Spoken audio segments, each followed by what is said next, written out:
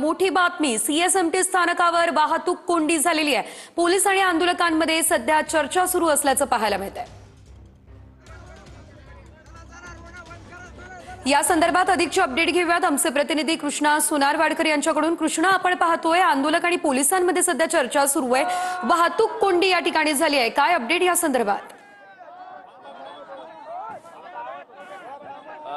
कालपासून आपण पाहतोय की मुंबईच्या आझाद मैदान आणि परिसरामध्ये आंदोलन सुरू आहे आणि सगळे मराठा बांधव जे आहेत ते मोठ्या संख्येने या ठिकाणी आलेले आहेत। आणि काल ज्यावेळेला ही सगळा सीएसटी जंक्शन जाम झालेला होता त्यावेळेला दुपारनंतर म्हणजे संध्याकाळपर्यंत वाहतूक कोंडी सोडण्याचा प्रयत्न वाहतूक पोलिसांनी करण्यात आला होता आणि रात्रीपासून पुन्हा एकदा वाहतूक पूर्ववत करण्यात आलेली होती। मात्र आता सकाळी पुन्हा एकदा या सगळ्या गाड्या ज्या आहेत त्या आंदोलकांनी थांबवलेल्या आहेत। काही वेळापूर्वी इथे पोलीस उपायुक्त दर्जाचे अधिकारी आलेले होते, वेगवेगळ्या पोलिसांच्या माध्यमातून या सगळ्या आंदोलकांना समजवण्याचा प्रयत्न केला की गाड्या किंवा त्यांची रहदारी जी आहे ती सुरू ठेवू द्या। मात्र आता ही वाहतूक कोंडी पाहायला मिळते। पाठीमागच्या बाजूला आपण पाहतोय बेस्ट बसेस ज्या आहेत त्या अडकलेल्या आहेत आणि या सगळ्या परिसरामध्ये आता मोठा जाम झालेला आहे। त्याचबरोबर चारी बाजूने सीएसटी जंक्शनमध्ये जिथे वाहतूक होती त्या एका लेनची वाहतूक जी आहे ती आता सध्या तरी पूर्ववत आहे। मात्र आंदोलकांची संख्या पुन्हा एकदा सीएसटीच्या त्या चौकामध्ये जमल्यानंतर पुन्हा ती सुद्धा जाम होऊ शकते। काल इथे झालेली गर्दी पाहता जे फ्लायओव्हर पोलिसांनी बंद करण्याचा निर्णय घेतलेला होता, मात्र संध्याकाळपर्यंत पुन्हा एकदा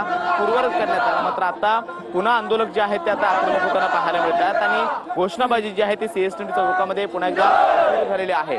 याच आंदोलनाच्या मराठा आंदोलन आरक्षणासाठी सुरू निश्चितच कृष्णा, आता ही वाहतूक कोंडी सोडवण्यासाठी काय उपाययोजना केली जाते बघणं महत्त्वाचं। धन्यवाद दिलेल्या अपडेट्ससाठी।